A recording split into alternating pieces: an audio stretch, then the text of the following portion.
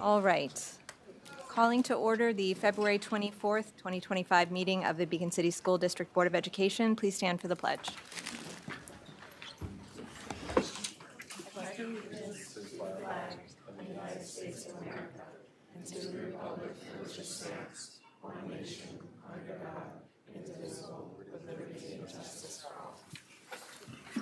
Vicki, can you call the roll?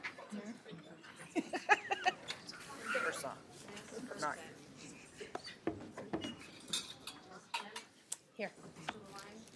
Excused. Excused. Here. Here. Here. Here. Here. Matt, can you point out the fire exits? Exits are in the back of the LGI. Okay, so tonight we are starting things off with the introduction of this year's valedictorian, Annabelle Arginsky, I'm sorry if I said that wrong, and salutatorian Addison Miller. So we have Principal Corey Dwyer to present.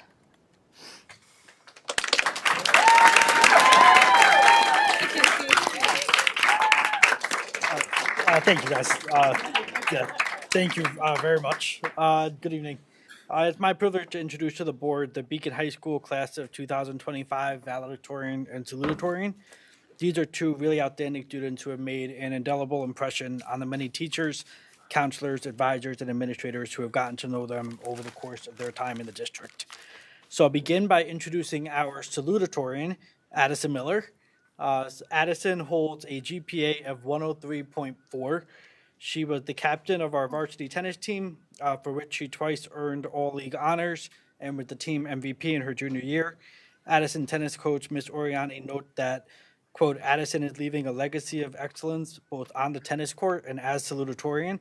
She is the true definition of a student athlete. Addison is also a member of the National Honor Society and a class officer. Addison school counselor Miss Santiago has this to say about her. Addison is bright, hardworking, kind, and determined. She has strong leadership skills and has a passion for helping others.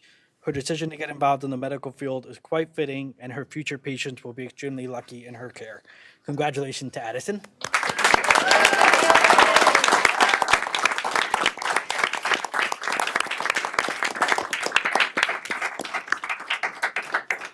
And now I'm very excited to introduce the valedictorian of the class of 2025, Annabelle Arginsky.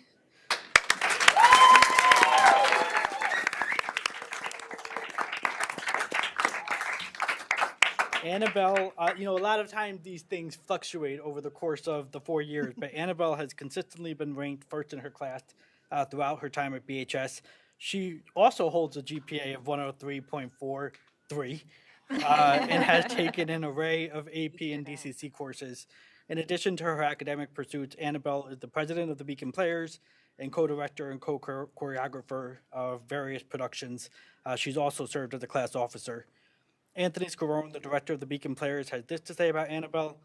Annabelle, you have been a remarkable force within the Beacon Players from day one through your presidency. You leave behind a legacy that will be different to match. However, knowing you will carry all of this with you into the next chapter of your life. The phrase, the past is prologue, resonates well, and it will be exciting to see what the future holds for you. I believe this quote from Hamilton suits you perfectly. There are a million things I haven't done, but just you wait, just you wait. Congratulations, Annabelle.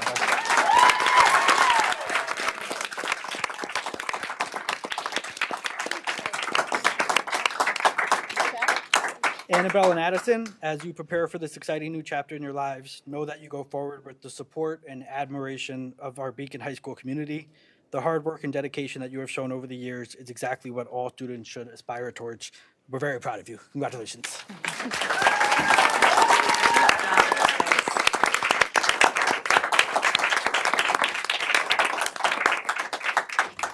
Can we get a picture of our valedictorian and salutatorian up here with the board? Please. All right. Yeah. You didn't know we were going to ask that, did you? So.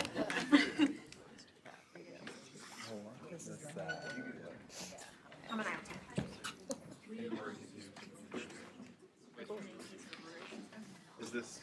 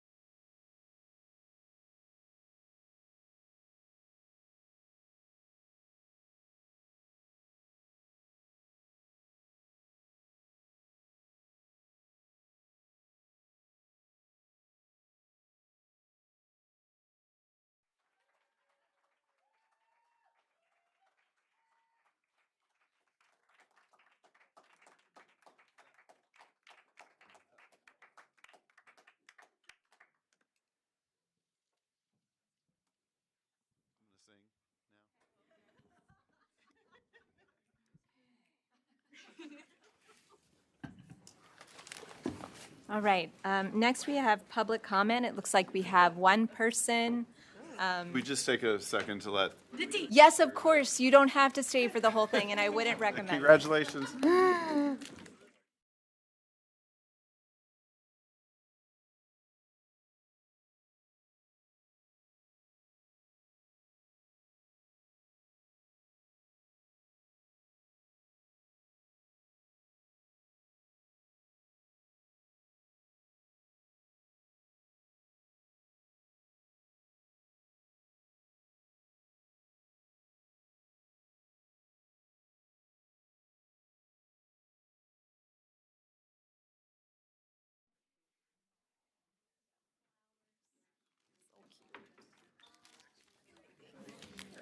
So is it?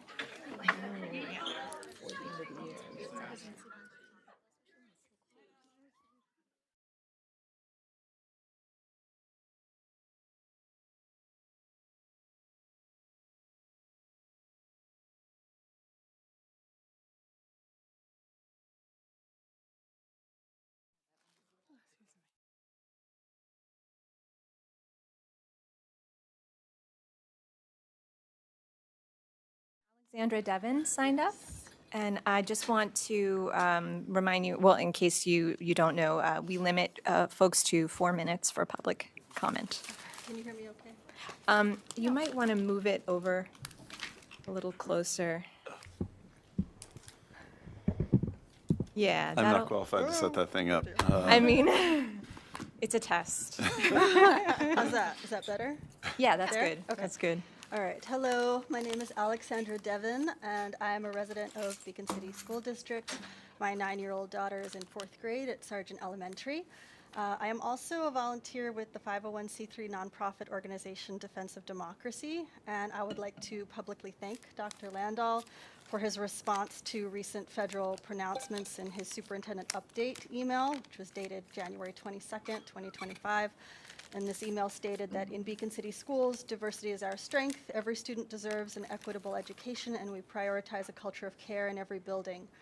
In the email, links were provided to New York education sites detailing state policies on safeguarding the rights of immigrant students and families, the Dignity for All Students Act, and the New York Framework for Transgender and Gender-Expansive Students.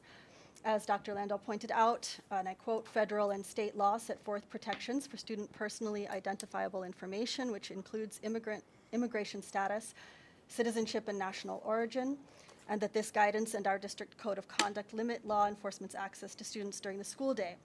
However, I am alarmed by the recent federal reversal of the 2011 policy that now allows ICE officers to make arrests at schools. Schools should be a safe space for students, teachers, families, and visitors.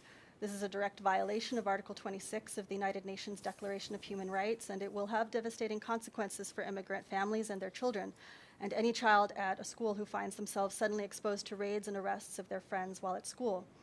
So I am asking if all faculty and staff have been trained in how to handle ICE presence at our school, and what specifically has the training been. And I would love if you would provide information for our community to help reassure us that all students will feel safe attending school here. Thank you.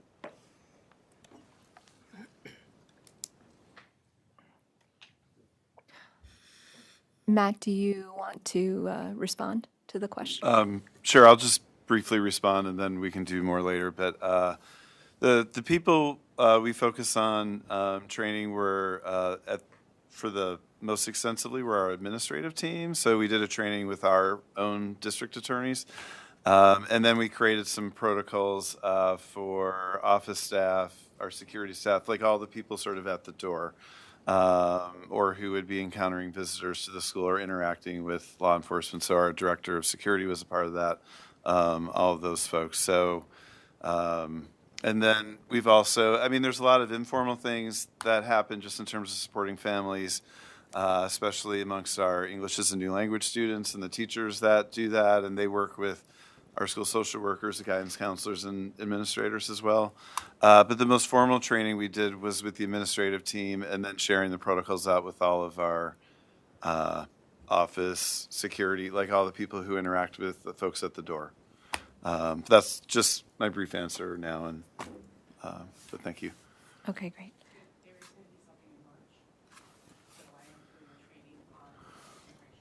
Okay. Okay. We're also going to be watching a screening of Living Undocumented. So that's going to lead our discussion on that day. Okay, thank you both for that response, and thank you for your comment. Are there any other folks who wanted to comment? Okay. Seeing none, we'll move on to the workshop, which tonight is a presentation on the athletics program from Department Head John Giametta. Thank you for having me, everybody. It's always good to reflect on the accomplishments we've had in the year. So basically, I'm going to start everybody out with some updates, what's been going on in athletics for the past couple seasons. Then we'll go into some statistics, numbers, and everything else. So getting everything started. So last year, a couple big awards Beacon received. One was the School of Excellence Award, where 75% of our varsity teams received a GPA of 90% or higher, which is a great accomplishment. And the other big one from New York State was actually the Sportsmanship Promotion Program Award. This award is given by the New York State Public High School Athletic Association for districts who make striving efforts to make it a better environment for everybody, not only the athletes competing in the games, but for the spectators who are watching the games. So I want to accredit this to the amount of time and effort that the administrative team and I put into making sure that we're manning our games properly, we have proper security, proper protocols put in place to make it a very enjoyable environment. And because of the support of Dr. Landell, the Board of Education, obviously, it is costly to run things the way that we feel that they should be run, especially with new protocols. It is being paid off, and it is being recognized by the state for the amount of, for an amount of effort that we're putting into our athletic events. So kudos to everybody involved with this, and a big shout out to Mark Thomas with the security team and Corey Dwyer. Making sure that we have everything properly manned and managed, and we've been having great experiences at all of our athletic events, not only this year, but in years past, and it does feel good to finally get some recognition for the state for doing so. Scholar athlete teams as of this year, so these are the teams right now that 75% of the GPA is 90% or above. We are on pace to receive the School of Excellence Award again. One of the 5-year goals I have is a School of Distinction Award, which is all of our varsity teams have a 90% average. We may not get there this year, but it is something that we are striving for, and we're talking about it in coaches' meetings, so on and so forth.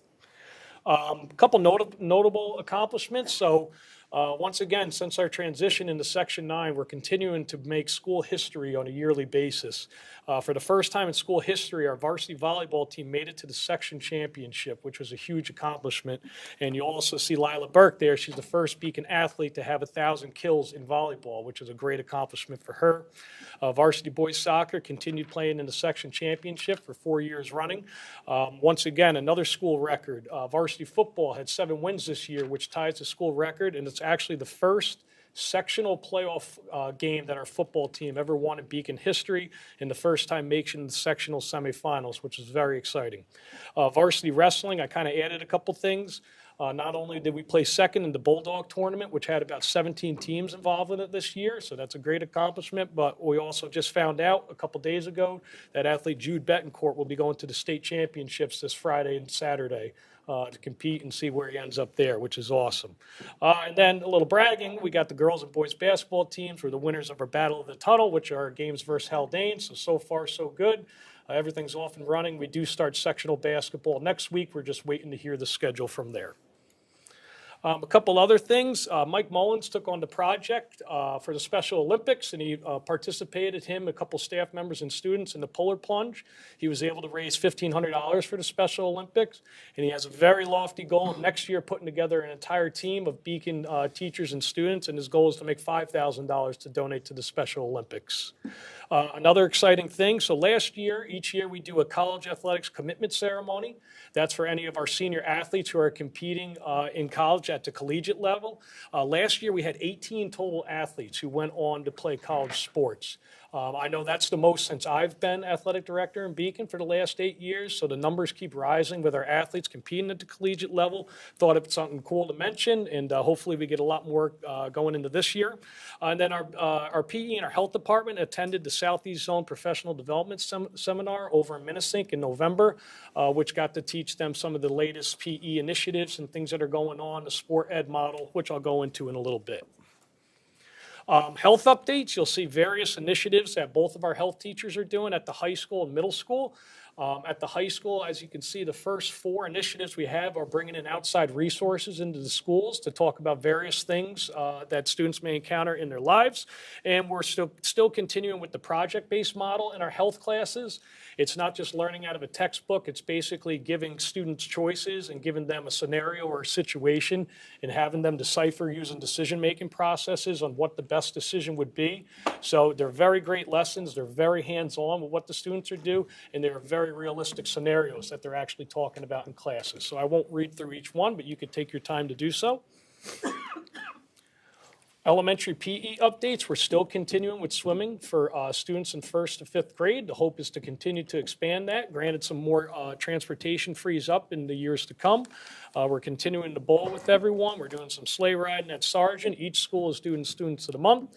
Varsity girls basketball is going into PE classes when they can at JVF, and you'll see me talk more about the mentorship program that we've been doing with our athletic teams. And then something, like I mentioned before, was that sport ed model that we're trying to get into most of the elementary schools. Right now we have it in South Avenue and Sargent. And basically that's putting students on teams of 5 or 6 students, and it's assigning them different goals during the phys ed class. So one is a coach, one is a scorekeeper, one is an official, one is a person who gathers the equipment. But regardless of what it is, they were given a role, and it changes each class so that they're continuously staying busy throughout the class. And it's pretty cool to see, because once they're in those groups, you'll start breaching conversation like, what's something that your team needs to work on? And then they decide, is it shooting, is it dribbling, or is it passing? The team then decides what they want to work on, and then they discuss what activities they want to work on to get better at those different skills. So it's given a lot of student choice, and it's putting accountability back on the kids, and it's really, emphasizing the team effort that they have. So the hope is that we can continue to expand this to the other elementary schools that we have in the district. Some secondary PE updates. We're still continuing with Student of the Month at the high school and the middle school. Various field trips, hiking and swimming. We're still rocking and rolling with our kayaking. That unit's about to start up at the high school, where we throw the kayaks in the pool. We teach them some basic kayak skills, and then we go into field trips going into the spring, where we go down to the Hudson, which is really cool. We're also trying to do a lot more different challenges for the high school students. We're doing plank challenges and push-up challenges, and we're having the staff engage with that as well. So it's actually a pretty cool environment. You'll see the students and the staff getting competitive with one another, and it's really fostering more students to come out and try these challenges. So we're just trying to make the best connection that we can with that. We'll talk about it a little bit more later, but we're also emphasizing more choice in the secondary classes. With the help of Mr. Dwyer, we're trying to piggyback multiple classes at once so that we can offer multiple activities and have the students choose which one that they want to do. We're finding with that, and we're trying to do that as much as possible. We're really getting a lot more participation that we've had in the years past, because, when it comes down to it, if you have a choice between badminton and basketball, if you like one or the other, you're more apt to participate more if you get to do something that you like doing. Connecting with the youth. We're continuing with our Girls in Sports Day. It's great. We're seeing numbers in the mid-100s, which is awesome. Katie Biordi lends a big hand in this, and we kind of transitioned a couple of years ago. We were invited in college coaches to kind of run the mini sessions. In the past 2 years, we're actually having all of our varsity coaches run the mini sessions, which I feel is a little bit more meaningful, because they're able to see the up-and-coming athletes that they have, and we're offering each of the sports that we have in the middle school and high school for these students to try when they come. So it's a very meaningful day. It's a wonderful day. It's a fun day. If you get a chance next year, we're going to keep rocking and rolling with it. And once again, we have to brag. I already saw that we have multiple other school districts in Section 9 that are doing Girls in Sports Day, 2 in particular, one in Cornwall, the other in Ellenville, and we were recognized at the last section meeting for kind of spearheading this initiative, and they asked me if we can give some structure to the other school districts to see. We even talked to another school such as Cornwall, seeing about, should we combine a day like this? What would we do? What would it look like? Maybe get some different coaches involved. So it's kind of taken off, and it's going very, very well. The varsity team mentorship program. Last year, we mentioned that we wanted to get more teams down to the elementary schools to work with the kids. As of now, we have girls basketball, boys basketball, which I neglected to put on there, my apology, and they're in the picture. So girls and boys basketball are going down to elementary schools. Cheerleading is going to elementary schools. Baseball is volunteering to do youth nights at the elementary schools, and also girls and boys soccer have at some point in time made their way to elementary schools to work with students. We coordinate with the principal. We're here, there's 15 of us, what do you want me to do? Where do you want us to go? Who do you want us to help? And then the principal kind of coordinates what they're doing from there. So hopefully we can get more teams involved and get our older students around these youngsters as much as possible. Our unified bowling team, you'll see, they have their accumulating bowling event is coming up this week, so they're going to be wrapping up their bowling season. Then we're going to be moving into basketball, and I'm very happy to say that New York State has adopted a fall sport for our unified athletes, so we're actually going to be starting unified bocce come this fall. I'm not really sure how that looks or how it's structured, but I can tell you Mike Mullins is ready to rock and roll, and we're going to have some fun with it. So we're actually going to be offering one unified sport per each of the seasons, which is a really great thing. Those kids can walk out of school getting 3 varsity letters in a year, which is a really important thing for our students. We made some efforts this year with the help of Katie Biordi to increase the communication on social media. About registration for our all the athletic teams in each of the seasons that we have. I have to give it to Katie. She's very, very talented with these things, much more than I am. But just simply being able to put a QR code to see the winter sports presentation, being able to advertise at multiple facets, not just X like I'm on, but on Instagram, but on Facebook, but on different messages. So she's able to dial things up and make it look much better than I can make it look, but we're able to get more information out to people. Also, TJ Zenner is kind of spearheading, providing more information for modified folks who this may be the first year that they're involved in modified sports. So I'm waiting to get the spring information from him. He's kind of taken this project on just to give first-time students and parents information on modified sports, how they look, how they're going to be run, so on and so forth. Our Athletics Hall of Fame ceremony, we're continuing to do it in a banquet format. It's going great. I don't need to read all the names, but we had some very great inductees this year, where it's going to start getting very competitive from the looks of it because we're going to have more students eligible for the Hall of Fame moving up. So stay tuned for more highlights and everything. It's a very, very meaningful night for the athletic community. A lot of times people attend that were former athletes at Beacon and may not even necessarily know that people are getting inducted, but if you ever have an opportunity to do so, I highly recommend you come check out a banquet. Our school spirit, we're still continuing with all the initiatives that we have in the fall. I'm happy to say we're now moving with some initiatives into the winter, such as a winter homecoming dance and emphasizing a week like that. But we're still doing all of our recognition ceremonies, our senior recognition ceremonies. We get great feedback with that, and we're just going to continue to plug away with those. Other things we're doing, modified girls and boys crew, which is really exciting because now the crew has extended it to our 7th and 8th grade students. So now they're eligible to get started in crew a little bit earlier than what it used to be just varsity students. Our pep band has been absolutely wonderful at our basketball and football games, as everybody knows.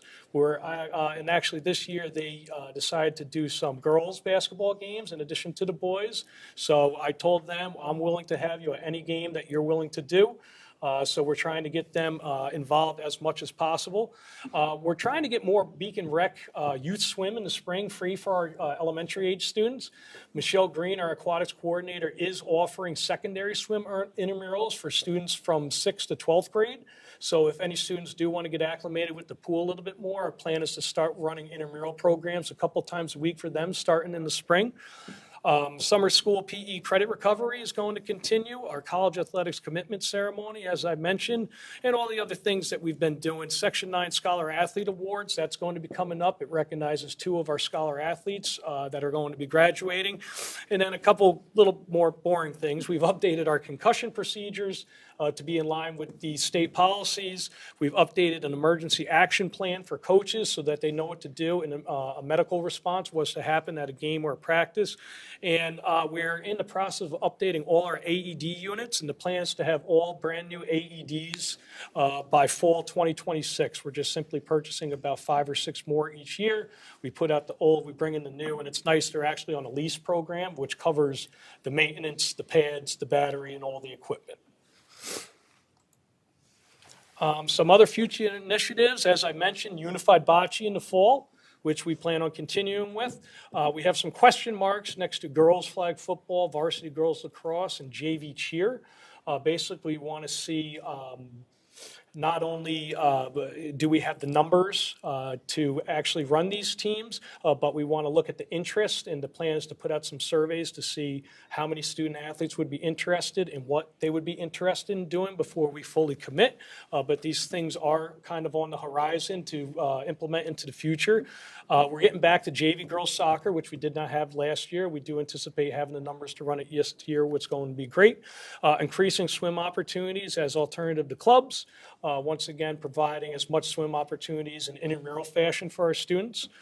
Trying to get the pep bands more acclimated. I also want to see the pep band wearing some pep band clothing. I'm not sure what it is, but I do want to see them looking more unified. I'd be happy to pick up the bill through the athletic camp for them to do so, considering they're putting so much time and effort to our athletic events. Organize off-season weight training sessions. So talking with Mike Mullins, who's running our weight room right now, his goal is to get every sports team into the weight room 2 times per week, which is great. Right now, we're seeing the highest numbers we've ever seen in our weight room. We're getting about 50 to 60 students on a daily basis immediately after school working out, which is wonderful.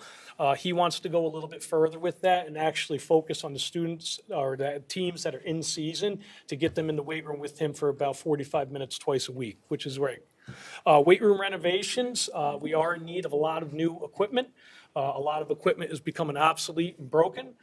So the goal is to start piecing away with that to get our weight room up to date as much as possible. We're continuing to look at some additional seating at the BHS turf. For those of you who have been to a football game or a homecoming game, it gets quite busy and we start running out of room real quick. So just being able to make sure our crowd has a great place to watch the contest. Our tennis court resurfacing, which is in the near future, which we plan on addressing as soon as we can.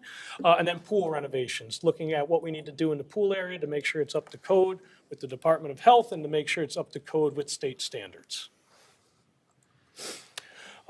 Some numbers that I have for you here, and the gist of things is things are looking good. We're continuing to increase enrollment in athletics every year. The only one that you'll see is down at the bottom, winter 2024-25 boys. We actually had a drop of 9 students, but if you look at the right side of the page, we're going up in overall participation to date, which is great. With those other teams that I had question marks to in a couple slides before, if we do implement any of those or some of those, our numbers are going to continue to rise. So overall, we're actually going up with the enrollment into athletics. Last year at the bottom, fall participation was about 30%, now we're at 33%, and winter participation was about 20%, and now we're at 23%. So we are seeing an increase in the students that are enrolling into our programs on a yearly basis. So down to the budget, some recommended budget increases. Looking at the coaches' stipends, we're asking a $15,000 advance just in anticipation of needing money for the stipends for the coaches. Also, due to the busing situations this year, we've added travel compensation for coaches if we have to change games on the last minute, and also postseason compensation for those coaches who are making the postseason. Athletic chaperones, an increase of $5,000. That's to keep up to date with when we have law enforcement at wanting initiatives and to make sure that we're properly manning our big events, especially if something happens or something occurs, maybe not necessarily in Beacon, but in other areas, and we have to increase the amount of personnel to make sure that our events are running properly. BOCES service, our annual $5,000 increase just to make sure we're covering our Section 9 dues. Equipment, a request of $15,000 increase. You'll see the items listed there. We have a beautiful brand new track down there. It would be horrible to put out old high jump mats and hurdles out there. We want to make sure that's nice and all up to date, especially with a new track. Continuing to look at Other improvements for our fields, such as scoreboards for the baseball and softball fields. We currently have a softball batting cage that's under snow that needs to be replaced. And then locker room renovations. The reason I mentioned that, we're having a little bit of an issue, which is a good issue, because the increase of students who are playing football. So with football comes a lot of equipment and pads and so on and so forth. We are running out of space to store these items. So we want to make sure that we have the proper facilities to make sure that we're storing the items in a sanitary way. And plus, the lockers that we currently have are a little bit outdated, a little bit rusted, and they are in need of repair or to be replaced. And then at the bottom, athletic supplies, that will be where we're gaining money for the updated ADDs, and we are in need of some new uniforms for some of our modified teams. So here you'll see the overall increase to the budget compared to the 2024-25 line. It's an increase of $35,000 in total. And I like to end the presentation each year going back to the 5-year goals that we have. So first goal, every student that graduates from BHS will have been offered CPR first aid. We are 1 year away from fulfilling this goal. In a year from now, we can say every student has been given this opportunity to receive CPR first aid certification. Every student that graduates from BHS will have developed a personal fitness plan. As I mentioned, we're getting the highest enrollment of students into the weight room that we've ever seen before, which is a wonderful thing, and we want to continue to build on that. Increasing enrollment in BCSC students into interscholastic athletics. As you see in the numbers, it's increasing in virtually each category that we have. The School Distinction Award, which I'm still plugging away with, I still want to focus on that. That's a big personal goal of mine for us to get that one day. And then continue to explore elective PE classes at BHS. It has been difficult when it comes down to scheduling with the phys ed classes because it kind of has to piggyback on labs. So it makes it difficult. My ultimate dream was to offer weight training, sport and game, and aquatics. But I'm finding it difficult to be able to offer it in that way for letting students choose the specific class. That's where Mr. Dwyer is coming in and doing a great job, making sure that we're piggybacking multiple classes on one class period, so that if that student's in that period, at least they'll get more than one choice for what phys ed activity that they ultimately want to do. So that is the end of my presentation. I'd be happy to answer any questions or anything that anybody wants to talk about. It's exciting. Well, yeah, thank you so much for the presentation. I love to see initiatives like Girls in Sports and activities like kayaking and just communicating, like improving communication. Like these are all ways of bringing more people and more students into being physically fit and athletic, which is the goal. So I really appreciate that. So I don't have any questions, but does anybody else have anything they'd like to ask? With the weight room, is it? I know the goal, the push is for any student actively playing a sport in that season, but are you seeing sort of carryover effects that anyone who's been introduced to it continues to go even when they're not during a sporting season? Yeah, I mean, since Mr. Mullins has been at the high school, which allows him to get in the weight room right at 2:15, 2:20 every day, so there's virtually no downtime. So I think just for high school students, especially ones that aren't enrolled in sports because it's open to everybody, we're seeing students stay on a consistent basis. A lot, I'd say almost a majority immediately after school, not involved in the sports team. So it's something, and I almost look at it as a segue to get them involved with something. And obviously I'll use football, the typical, but with the student that continuously goes in there and likes weight training and likes being in there, they're the ones that we can start having those conversations. Well, what are you doing in the fall? Why don't we look at this, so on and so forth. We've also had sessions where we've separated boys and girls just to see if we would get a little bit more enrollment about students being comfortable being in there, because the weight room can be an intimidating place, especially if you don't know it. So just periodically we offer times like that just to see if we get anybody new that wants to come in, use the facilities. Mr. Mullins is great working with everybody. He wants them in there. He cares about being in there. So it's been a very positive thing we've been seeing in the weight room, and we really want to keep rolling with it.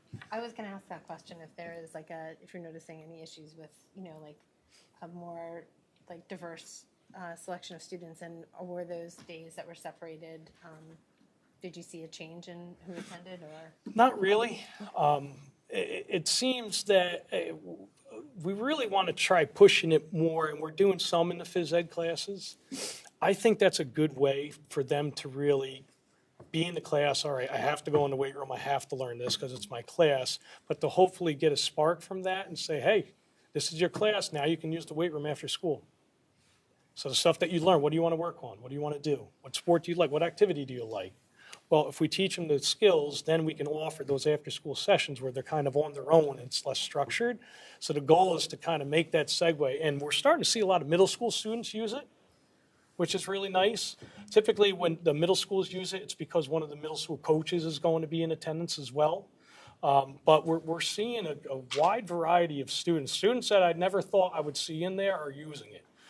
So the more we can get them involved, I just think for an athletic community, it's going to make everything better. And just health-wise, just teaching these kids how to learn and, you know, how to weight train and how to do it properly it's huge for the rest of their life.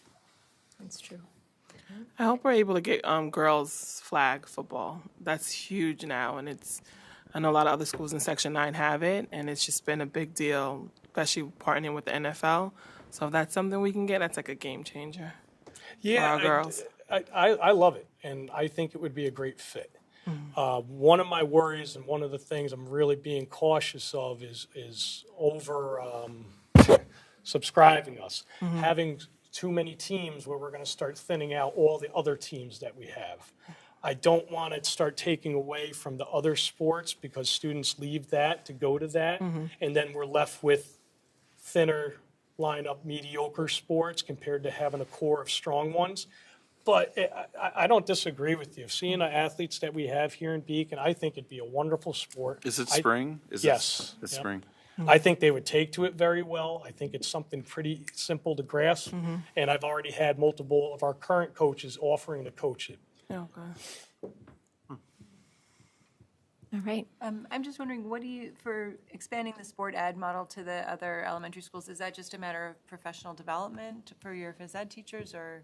I think we're at the point where I can start offering the PD sessions given by our own staff.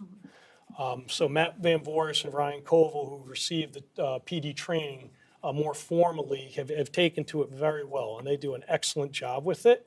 I think my plan is to have them present during PD sessions and offer it for our other phys ed staff at the other schools and start with that and see if they can tell them some, because, you know, the classes are quite similar when it comes down to class sizes and everything else.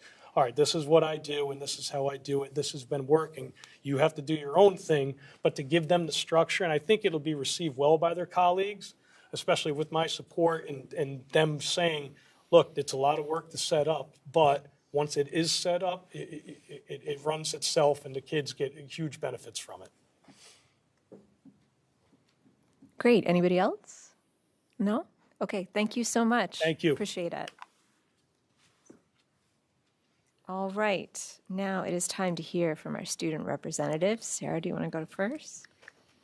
I didn't really have much to say. It's really interesting, though, seeing the new ideas and stuff for what's going to happen for the sports. So I'm interested in seeing how it goes even after I graduate. I didn't have much to say either, but I do love the flag football idea. Nice. You do, could you say that again? I love the flag football. She loves flag. We have heard a lot of people are excited about maybe having flag football. So if that does happen, there's probably is going to be a lot of participation. I just want to say that. I'd like to watch it. I can say Beacon Youth Football is actually is starting to branch. They're starting to offer flag football for girls in 6th to 8th grade. Interesting. Here it goes. Okay. So there are no changes to tonight's agenda, but I do want to note that we're having our executive session at the end of the meeting tonight. But if any board member has a question that they need to ask before the consent agenda, we can go into a quick exec now. Does anybody have a question they need to ask before the agenda? No? Okay. Okay, then, Matt, we'll move on to your superintendent's report. Okay, I just have a few updates for tonight.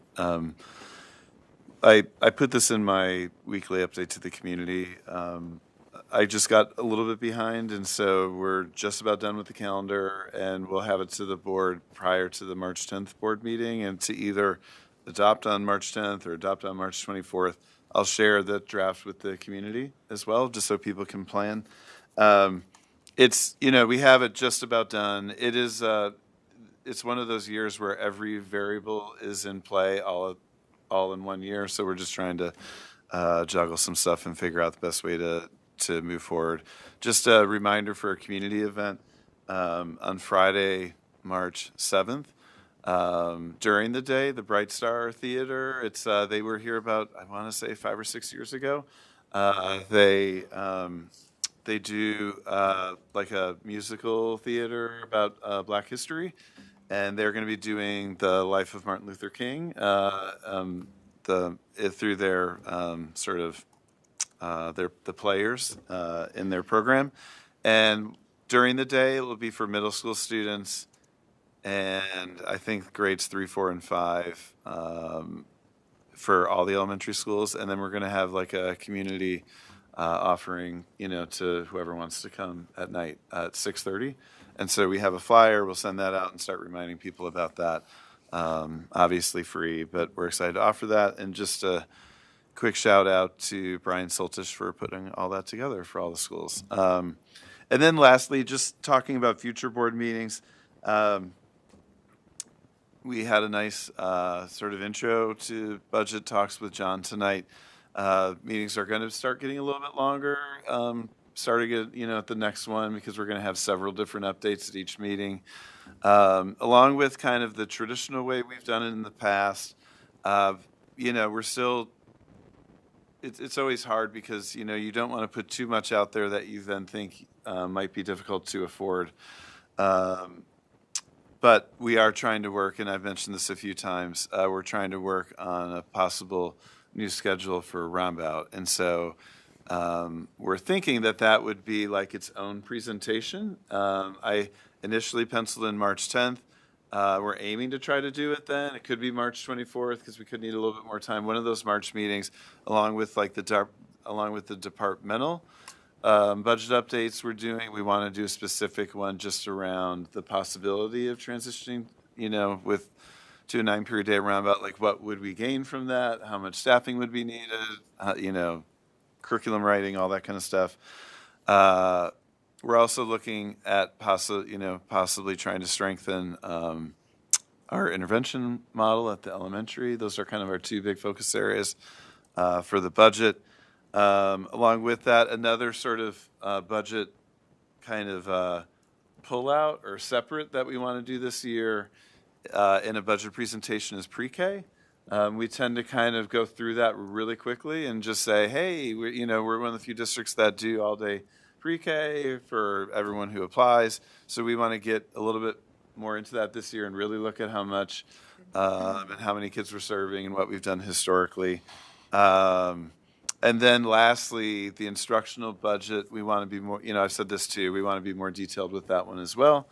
So I'm just trying to preview, tonight's on the shorter side. Meetings are going to get a little bit longer as we sort of combine several presentations in one night. But we're, excited to be moving on some of these things, hopefully. So that's all I have. Thanks for your comments too. Okay, great. Thank you. Semra, moving on to board comments. Congratulations to Addison and Annabelle on their accomplishments and all of the wonderful athletic accomplishments. Really great, impressive work. I wanted to just mention one thing that a couple of people, and I've noticed myself too, I don't know if we've ever thought about, or just like the traffic patterns around South Avenue School. There's this intersection where like 3 row, I don't know, it's really hairy right there. I don't know if we've ever explored on like our directional property or like the city streets. I guess it's the city streets right Okay. before. There's one It's like particular south, and then there's a road that splits off right where the Yeah. buses enter, and so it creates this sort of crazy. and the cars are like heading directionally opposing, and I've just seen kids dart out in front. There have been a few Okay. times where I was like, oh my god. Just something I don't know if we could even explore. Yeah, the person that we usually assign to analyze these situations is Mark Thomas, our director of security, because he obviously works with us, but he worked with the city of Beacon and the police department for so long. And so he has a good way of kind of assessing what's possible, and then we can reach out to the city if it's something we need their help with, if it's something that we think we could address. But Yeah. Mark does this at all of our elementary schools, yeah. at different times because, for a variety of reasons, there's so many drop-offs with elementary, and our elementary footprint is so much smaller. It's like it creates traffic issues at some of our schools. So, but I'll ask Mark to take a look at it. Yeah, thanks. Great, thank you. Kristen? Just echoing the congratulations for our salutatorian and valedictorian. I used to see little Annabelle in ballet class with my daughter when she was a toddler, so it's a nice moment to see this for her. And thank you for the great presentation. It was, as always, really thorough, really thoughtful, really thinking about the student experience, and has some great data to back it up. So thanks for that. That's it. Okay, great. Alina? No comment. Okay. Eric? Just a couple things. Thanks, John. Great presentation. So I attended the curriculum meeting last Wednesday, 19th.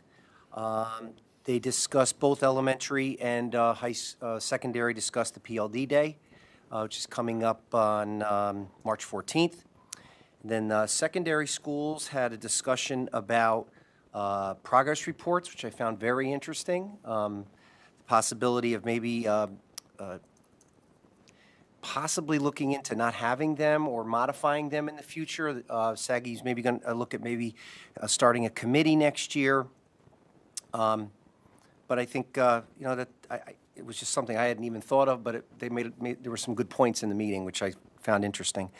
And also there was a good discussion about the possibility of a decoding class at the middle school, which I thought was awesome.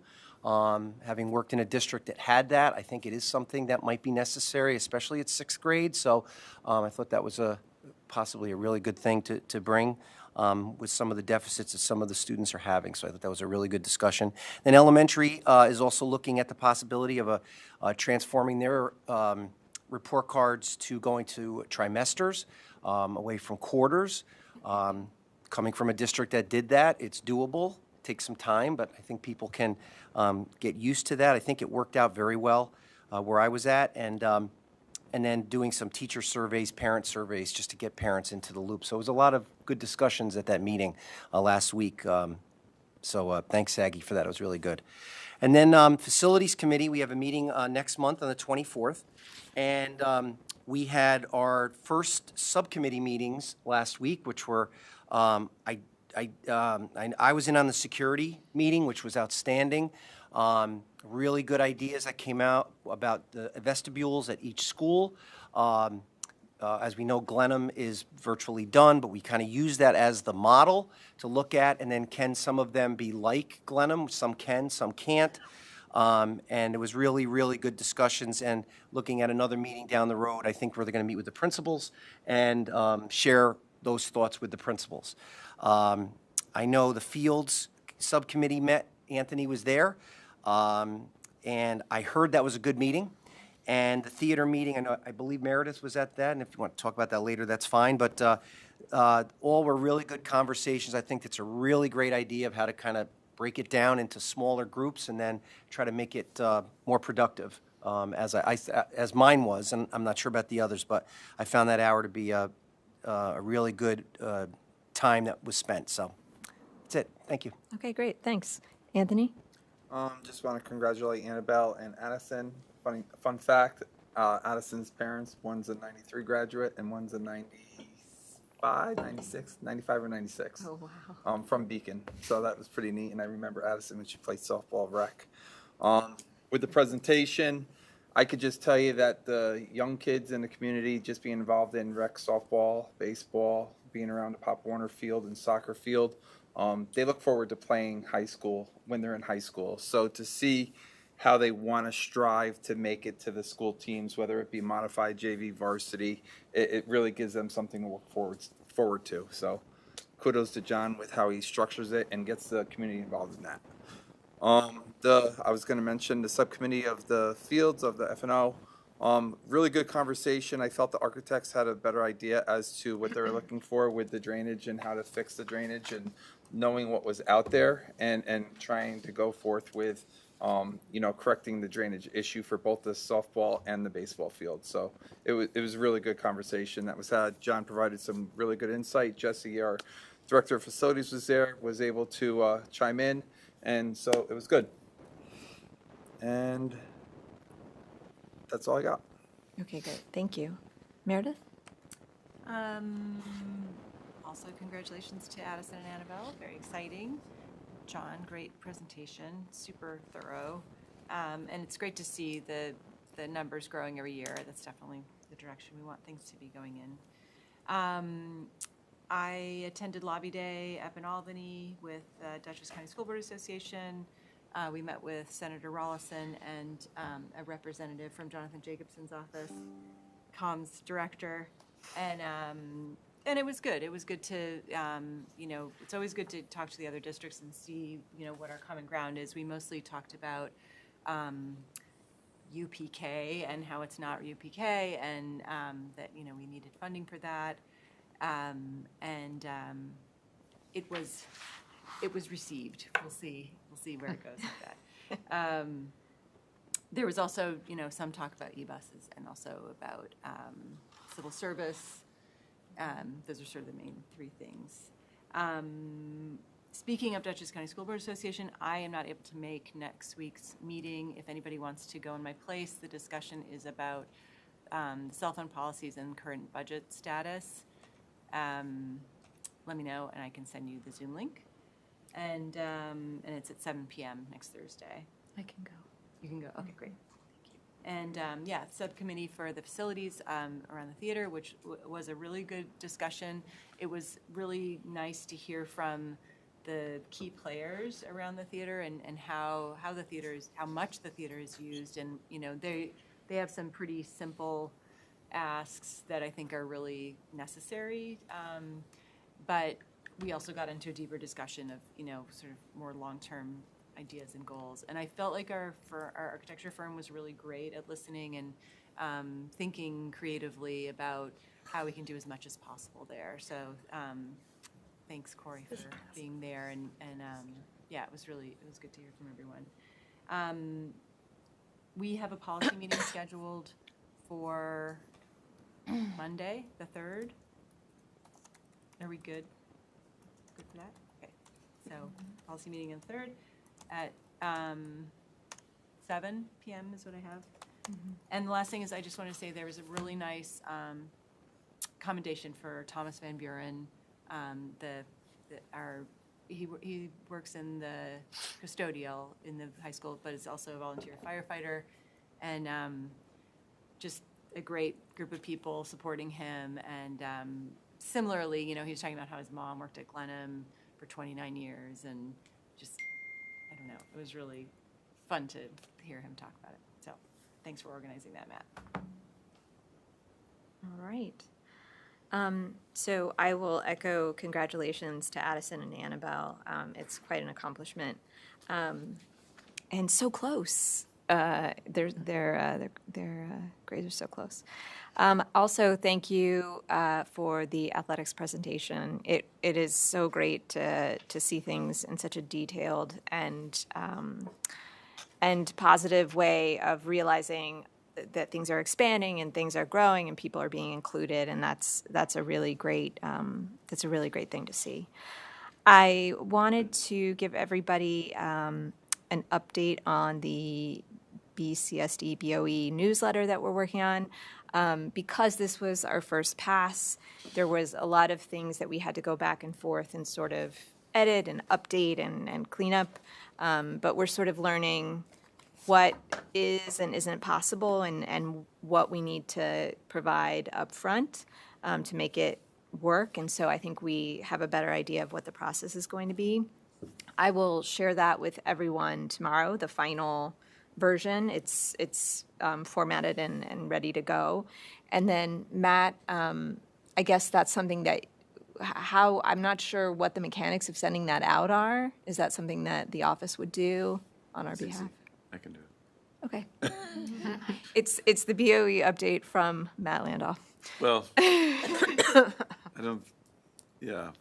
I don't think it can come from one of your emails. No, it can't. It can't. So, I mean, there's no other way. But it's, I'll share it with you all. Really read this. This is not from me. That's right. From the- That's right.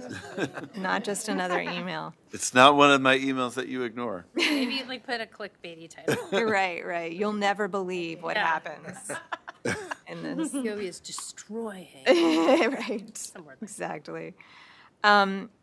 I also wanted to point out that there is a workshop on the superintendent evaluation. There's one, these are both virtual. There's one happening March 14th, and there's one happening August 21st. They're like a 4-hour workshop. I think I'm actually planning on going. I've never, or listening in, I've never listened. I think it would be a helpful resource for learning, about filling out the evaluation and how to be more effective when doing it. And we also have the self-evaluation that is due in a week. I'm going to send everybody out a reminder about it. There are a few things that need to be changed. And Vicki, I don't know if that's something that you can do. Like some names need to be updated in there. So I'll talk to you about that. But just to get that on everybody's radar. And then I also wanted to remind everybody about the retreat on the 13th. There will be more details to come. But that's it from me. So we can move on to the consent agenda. The use of the consent agenda permits the Board of Education to make more effective use of its time by adopting a single motion to cover those relatively routine matters which are included. Any member of the board who wishes to discuss individually a particular piece of business on the consent agenda may so indicate, and that item will be considered and voted on separately, thus preserving the right of all board members to be heard on any issue. Are there any items that any board member would like to have removed from the consent agenda? Hearing none, can I have a motion to approve 10.01? Wait, is it 10.01? Yeah. It is, okay. Through 14.03. So moved. Moved by Anthony, second by Meredith. Comments or questions? Yes, I just have a question on 1105. What is a safety care trainer? Oh, I asked that same question. So, just like handle with care, safety care, it's the people that get trained for safety care to train others in the district. So right now we have about 88 trained, but we have a trainer that is needed for that. Got it. Okay. Any other comments or questions? All in favor? Aye. Aye, opposed? None? Okay, passes 7-0. Can I have a motion for the board to adjourn to executive session to discuss the employment history of a particular individual? The board does not plan to return to take action after this. So move. Moved by Lena, second by Meredith. Comments or questions? All in favor? Aye. Aye. Passes 7-0. Good night, everyone.